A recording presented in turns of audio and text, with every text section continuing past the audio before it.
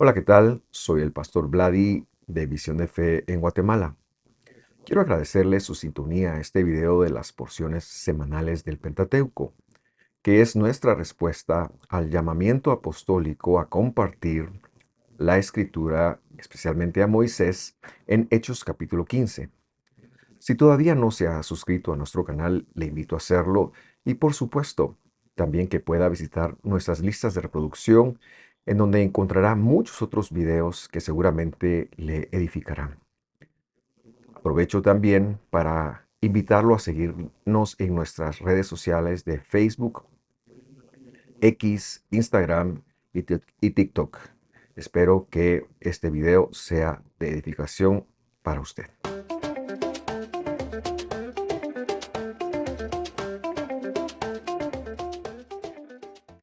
Me da muchísima alegría darle la bienvenida a un estudio más. Hoy nos toca ver la porción de Shlach, que quiere decir envía, y que marca un parteaguas en esta trayectoria que el pueblo de Israel tuvo en el desierto, pues ellos iban lanzados a por la tierra que Dios había prometido, pero a partir de esta porción en donde se da ese evento tan nefasto de los espías que regresan con un mal reporte, ellos tienen que deambular nuevamente, deambular por el desierto 40 años más. Hoy queremos ver el tema del cansancio divino y hacemos un poquito uso de la ironía por medio de este antropomorfismo, es decir, una función humana aplicada a Dios, porque no es que Dios se canse, pero sí es que su paciencia llega a un límite y es un poco en lo que nos queremos extender hoy. Recuerde que hacemos una lectura del verso a verso y en esto pues tenemos que escoger algún título y este es el que hemos escogido hoy. Esta porción comprende del capítulo 13 de Bemidbar, es decir, números, versículo 1 hasta el capítulo 15, versículo 41. El año pasado vimos que Dios cambió, Moisés por medio de, Dios por medio de Moisés cambió el nombre a Osea, de Oseas, a Yehoshua, o lo que traducen como Josué, por ser este un prototipo del Mesías. Luego hablamos un poquito acerca de la tierra y que esta era a su vez un prototipo de la Jerusalén celestial, del jardín del Edén, en fin, de ese lugar donde Dios quiere habitar con su pueblo. Y aterrizamos para corregir algunos términos porque indiscriminadamente han traducido muchas veces como gigantes, cuando a veces se trata de caídos, que es un culto idolátrico, y que los hijos de Anak o anaseos, como traducen algunas versiones, eran personas con una enfermedad que se conoce como acromegalia o gigantismo, pero que no necesariamente era una raza de gigantes, sino que había muchos entre ellos, por las razones que fueran, pero no todos eran así. Y esto es necesario para entender bien no solo esta porción, sino también la que citamos en este caso que se estaba en Génesis capítulo 6. Hoy tomamos la lectura a partir del capítulo 14, versículo 1, y dice así: Se levantó toda la asamblea, dieron voces y el pueblo lloró aquella noche. En primer lugar, recordemos el contexto en el cual se nos da esto, en donde los 12 espías han regresado, 10 de ellos dan un muy mal reporte y minimizan la capacidad de Dios para poder introducir a su pueblo en la tierra de Israel y así cumplir con su promesa. Esto no es algo pequeño. El problema es que la gente se fue con esta finta y les creyó. Y todo el mundo se fue por un lugar en donde decidieron no confiar en las promesas de Dios. De allí el término que se levantó toda la asamblea. Y esa es una reacción muy fuerte, porque no nos habla de la congregación, sino nos habla de la asamblea. Y esto tiene una diferencia trascendental, ya que la congregación, hombres, mujeres, todo el pueblo. Pero la asamblea se refiere a esos grupos organizados de 10 personas para cada para llegar a tener 5, para llegar a tener jefes de 50, jefes de 100, jefes de 1000. Es decir, la organización del pueblo como tal, quizás hasta el ejército. Esta es la primera gente que se levanta intimidatoriamente, quizás se levantan las armas. Hay algo muy feo que está ocurriendo. Ellos dicen la Biblia que dieron voces, alzaron su voz. ¿Cómo es posible? Y puede usted imaginarse todo lo que se ha de haber desprendido de esta revuelta. Pero luego también vemos al pueblo, que es el resto de las personas, llorando aquella noche.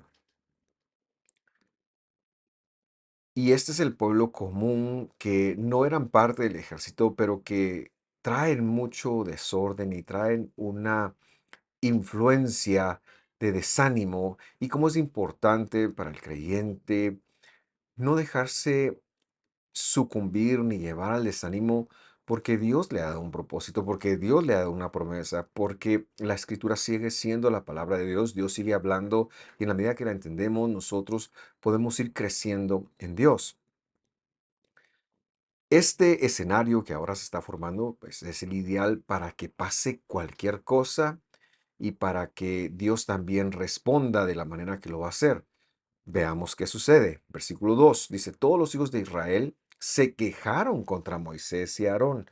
Y toda la congregación les dijo, si tan solo hubiéramos muerto en la tierra de Egipto, si tan solo hubiéramos muerto en este desierto. Este pecado, como se está planteando, tendrá una gran consecuencia, ya veremos, o lo hemos mencionado incluso, y es que en lugar de ir directamente a la tierra y ver y comprobar lo que Dios había prometido, les tocará morir en el desierto dando vueltas, para que sean sus hijos menores de 20 años los que hereden las promesas de Dios.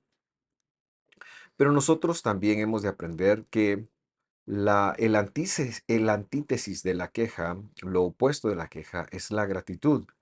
Y es que no pudieron ellos haber pensado ni considerado que ya no eran esclavos, que tenían maná descendiendo del cielo, que habían aves que bajaban a alimentarlos, que había una nube que les cubría el sol de día, que había un pilar de fuego que por las noches les mantenía cómodos. Todos estos elementos de la fidelidad de Dios que se han expresado, la partición del mar de los juncos, en fin, todos los beneficios que Dios les ha tenido, sino que ahora, por algo que ni siquiera mismo vieron ellos, sino por algo malo que alguien les contó, ellos deciden ser quejistas, irse por la queja. Y esto es algo que el creyente no se puede permitir. El remedio de la queja es la gratitud. Y si tan solo estas personas hubieran estado agradecidas por lo que Dios ya había hecho, hubieran podido ver esta situación de la mejor manera y hubieran podido darse cuenta de que el mismo que les había sacado, el mismo que había partido el mar, seguramente él mismo les iba a hacer ingresar a la tierra prometida porque todo se trataba de sus promesas. Y ellos hasta este momento no habían tenido que hacer más cosas, ninguna otra cosa más que marchar, avanzar, estar. No habían producido el pan, no trabajaban, simple y sencillamente ellos se desplegaban por el desierto, caminaban obedeciendo a Dios. Y la vida creyente es así. Dios es el que da el pan, Dios es el que da las cosas. Y nosotros hemos de aprender a vivir con gratitud en nuestra propia travesía, aunque el desierto represente para nosotros un espacio de muchos retos, de múltiples situaciones y que podamos resurgir o tener, tal vez no resurgir, pero que podamos tener la queja como como un recurso al usar en la vida. No podemos quejarnos. El versículo 3 dice, ¿por qué nos trae el Señor a esta tierra para caer a espada? Nuestras mujeres, así dice literalmente, y nuestros hijos van a ser presa. ¿No sería mejor que nos volviéramos a Egipto? Y aquí empieza a considerar, primero, porque dicen, nuestras mujeres van a caer a espada, es decir, las van a matar, y nuestros hijos van a ser esclavos, es lo que están diciendo. Pero ahora dicen, ¿no sería mejor entonces regresar a ser esclavos? Someternos nuevamente al yugo maligno de la esclavitud de Faraón, al lugar en donde peor vivimos, al lugar donde peor nos han tratado. Y para el creyente nunca es una opción volver a cómo era antes de conocer a Jesús. Sin embargo, muchas personas sí que lo consideran y piensan, no, mi vida antes de estar en Dios era más fácil, tenía menos problemas, menos persecución. Algunas personas pueden decir, ¿por qué sirvo a Dios si de todos modos me pasan cosas malas? Pero es que la vida es así, vivimos en un mundo malo y Dios no ha prometido que nada malo va a tocar nuestra morada. Lo que ha prometido es que va a estar con nosotros y que tiene una promesa eterna para nosotros. Así que cualquier leve situación momentánea que vivamos en este tiempo, aquí en la tierra, produce, como ha mencionado el apóstol, en nosotros cada vez más eterno peso de gloria. Y es como debemos de verlo. Versículo 4 dice, y se decían unos a otros, pongamos un jefe y volvamos a Egipto. Y es que a ellos no les importa que Dios les dijo y les dio un mandamiento, nunca más volverán por este camino ustedes. Estaba prohibido volver a Egipto. Pero la reunión humana, perdón, la reacción humana al peligro hace algo. Se va con sus emociones caídas. Supongamos que usted está en su casa y Dios no lo quiere así, la estufa toma fuego. Lo primero que nosotros tenemos la intención es de huir al fuego para luego ver cómo podemos desde una plataforma segura combatirlo. Pero similarmente, nuestras emociones están diseñadas para reaccionar de esta manera. Sin embargo, no así cuando el creyente no está diseñado de esta forma, porque en el Mesías es una nueva criatura cuando incluso encuentre peligros. Es decir, un creyente no debe tener como único recurso la respuesta instintiva al temor, sino que debe de contemplar qué es lo que Dios le ha prometido. Este pueblo que ha vivido la esclavitud durante cientos de años, hasta recientemente ha visto la libertad. Han pasado un año, como lo hemos mencionado, recibiendo las promesas de Dios, han recibido un sacerdocio. Ahora mismo tomaron una decisión nefasta y es que ellos mismos decidieron ir a comprobar las promesas de Dios. Y cuando ven que no es como ellos esperaban, porque ese es el problema, que la expectativa no se cumplió, están dispuestos a echarse para atrás. Esta es una treta que al enemigo le ha funcionado siempre. Es como opera el enemigo. Y cuando venga esta voz, yo quiero que usted sea capaz de reconocerla porque es la voz de la mentira, es la voz del engaño y es la forma como el enemigo ha operado. Lo vemos desde Génesis 3.1. Dice, la serpiente era más astuta que cualquiera de los animales del campo que el Señor había hecho. Y ésta dijo a la mujer, con que Dios les ha dicho, no comerán de ningún árbol del huerto. Con el engaño de la vista, de la percepción, la serpiente engaña a Eva, haciéndole negar una promesa de Dios. Dice, Dios no los va a dejar comer ningún árbol del huerto. Entonces, y es como él aprovecha para engañar, porque y vea usted la sutileza de la serpiente, porque le dice, Dios les ha dicho que no coman de ningún árbol del huerto. ¿Sabes qué? Aquí fuera del huerto hay uno que sí puedes comer. Es la invitación que está implícita y es lo que Eva hace. Ella termina saliendo del huerto a comer del árbol que no está en el huerto, el árbol del bien y mal. Y en esa acción comparte con su marido y ellos se expulsan a sí mismos del huerto. Por eso es que Dios les impide que regresen.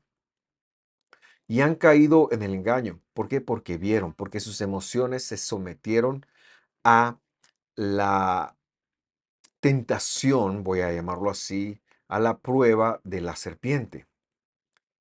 Pero es que esto es completamente opuesto a lo que Dios ha dicho. Dios no había dicho nada. Él siempre va a atacar las promesas de redención sobre nosotros.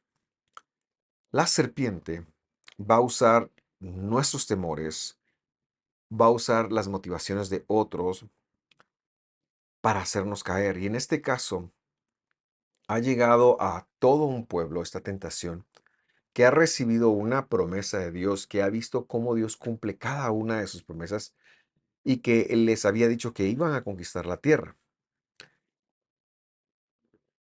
pero que unos meses después, al recibir un reporte de la serpiente, y por eso es que estos 10 hombres son puestos a muerte, de la serpiente, ya no quieren seguir oyendo a Dios.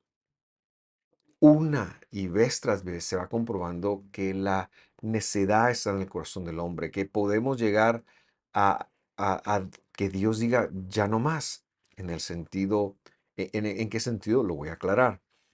El Evangelio nos enseña y nos colabora cuando en el capítulo 3 de Hebreos, versículo 8, dice lo siguiente: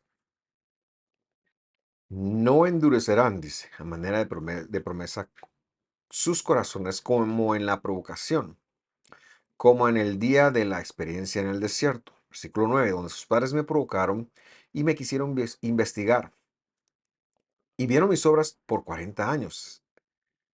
Por lo cual me repugnó aquella generación y dije, siempre se desvían en su corazón y no han conocido mis caminos. Versículo 11, como juré en mi ira, no entrarán en mi reposo.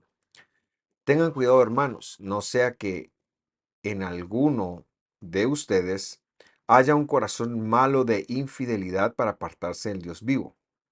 Antes, exhórtense los unos a los otros cada día, mientras todavía, o día, es decir, el Mesías, llama, no sea que alguno de ustedes sea endurecido por el engaño del pecado. Y aquí ya llegamos al meollo del asunto, que es lo que cansa a Dios: nuestra infidelidad.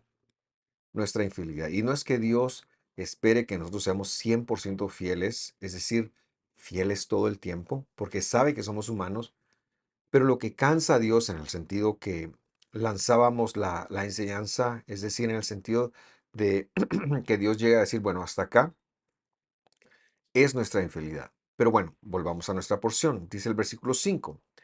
Entonces Moisés y Aarón cayeron sobre sus rostros en presencia de toda la asamblea de la congregación de los hijos de Israel. Y Josué, verso 6, hijo de Nun, y Caleb, hijo de Jefone, que eran de los que habían reconocido la tierra, rasgaron sus vestidos. Verso 7. Y hablaron a toda la congregación de los hijos de Israel y dijeron, la tierra por la que pasamos para reconocerla es una tierra buena en gran manera. Aquí ya vemos la diferencia de alguien que sirve al Señor. Le dijeron que fuera a ver a la tierra y fue a ver la tierra. Pero a los demás, a quienes también les dijeron que fueran a ver la tierra, vieron los problemas, vieron a las personas que vivían ahí, vieron a las personas con quienes tendrían que enfrentarse. Todos habían visto lo mismo, por así decirlo, pero la diferencia era que estos dos hombres fueron en el poder de Dios, fueron en la fidelidad de Dios, y es así como nosotros hemos de ver las promesas del Señor. El versículo 8 nos va a narrar la exhortación que ahora van a hacer a todo el pueblo, y que estoy seguro, si a partir de este momento ellos se vuelven a Dios, nada de lo que ocurrió hubiera ocurrido. Leemos el, leemos el versículo 8, me parece que es. Dice, si el Señor se agrada de nosotros, complace de nosotros, nos llevará a esta tierra y nos la dará. Es una tierra que emana leche y miel. Ahora, quiero que por favor nos apartemos un poquito de la mentalidad de causa y efecto que normalmente se tienen cuando se leen estos versículos. Esto no se está refiriendo a una meritocracia, es decir, que nosotros hagamos algo para que Dios se agrade y por lo tanto Él nos va a llevar a esa tierra. No es lo que está diciendo. La palabra sí, el verbo condicional sí, es la palabra im en hebreo. Y aquí lo que está diciendo es que cuando el Señor, o porque el Señor se ha complacido de nosotros. ¿Por qué? No por nosotros, por su gracia, por su sola gracia, porque la gracia es un concepto que está en toda la escritura. El Señor se había complacido, aun cuando lo sacó de Egipto, a pesar del precio que hubiera tenido que pagar de educarlos a ellos, Él ya se había complacido en llevarlos a la tierra. Y eso es lo que están recordando estos dos hombres, es que Dios ya está complacido, Él ya ha decidido.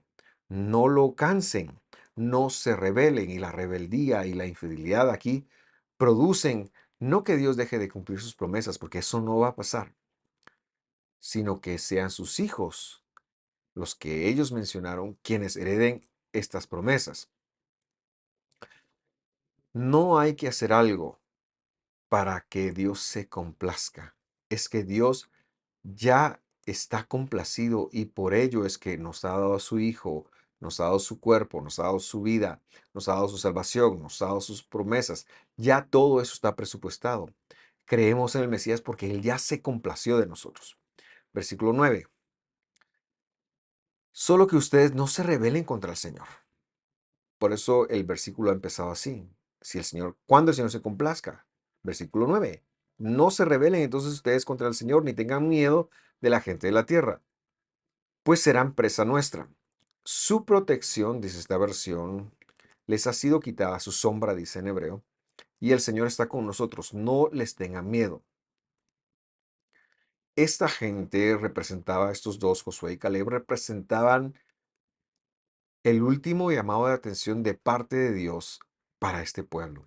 Dios está haciendo una estaca, está fijando una marca, y esta última advertencia tendrían ellos que haberla escuchado para que así fuera.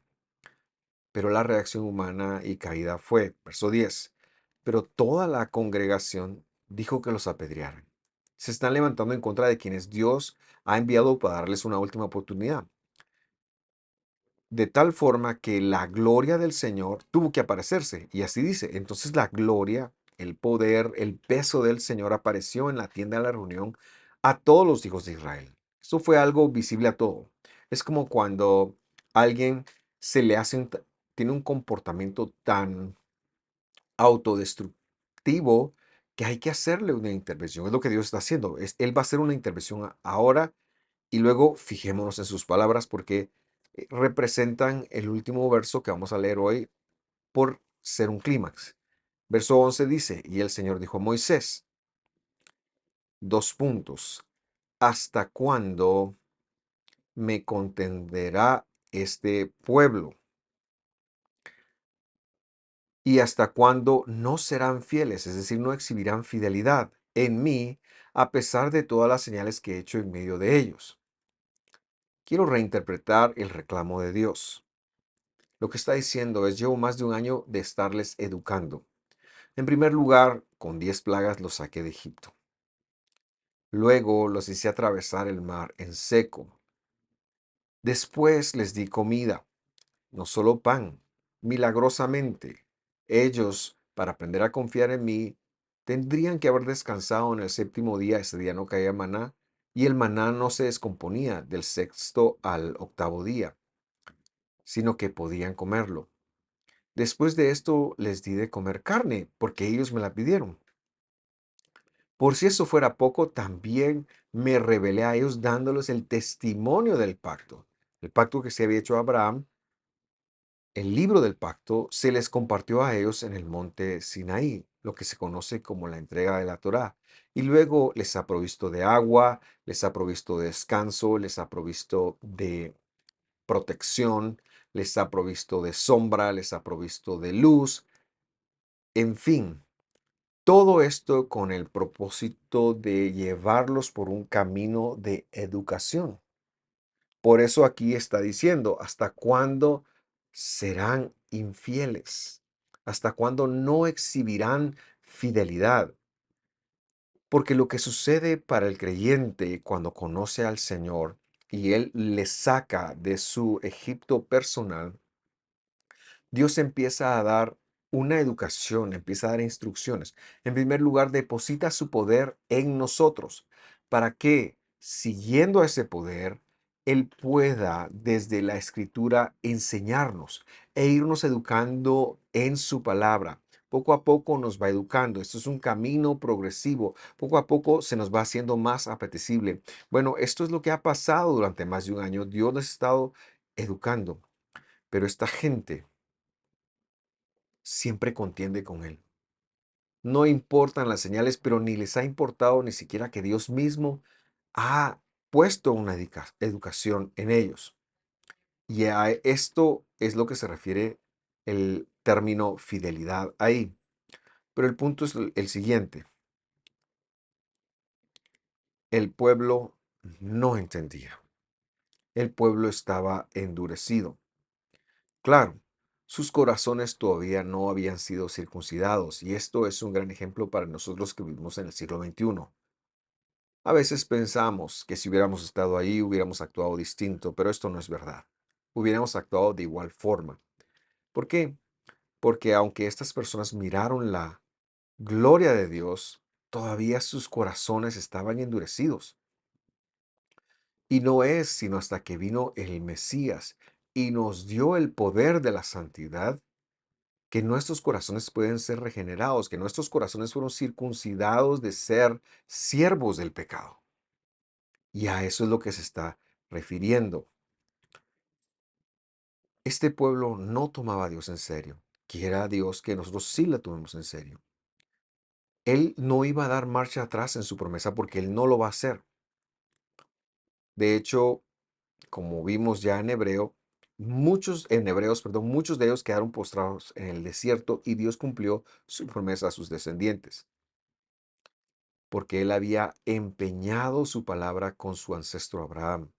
Y si usted es llamado de Jesús, Abraham también es su ancestro espiritual. Usted está injertado en la fe de Abraham también. Y por lo tanto, las promesas de Dios son para usted. Así que hacemos una exhortación, no cansemos a Dios con nuestra actitud ni con nuestra infidelidad. Aprendamos de su educación, la cual Él pone en nuestras eh, vidas todos los días. Sepamos que su palabra está ahí, que no es una sugerencia, que no es una religión, sino que es parte de su educación. No cansemos a Dios por nuestra infidelidad. Yo no le puedo decir cuánto es cansar a Dios, qué va a cansar a Dios, pero no debemos de jugar con ello. No debemos ni siquiera decir, bueno, me quedan la paciencia de Dios, he hecho muy poco para causarle a Dios el estar agotado conmigo en su paciencia, así que voy a fallar. No caigamos ni siquiera en ese pensamiento. El verdadero creyente conoce, conecta que ha sido salvo por Jesús y que a partir de ahora hay un camino de educación y será fiel a ese camino para que cada vez vaya siendo más a la imagen del varón perfecto, a la imagen de aquel que vino a demostrarnos, entre otras cosas, vino a demostrarnos cómo es que se puede vivir su palabra dentro de su poder hoy en día a nosotros. Así que la exhortación es esa, no cansemos a Dios. Gracias por sintonizar. Espero que este estudio, más que un estudio, un devocional, pueda ayudarle para reflexionar y que usted pueda avanzar en su historia, en su caminar, en las cosas, en el camino de la fidelidad de Dios. Un abrazo, que esté muy bien. Nos vemos la próxima. Hasta pronto.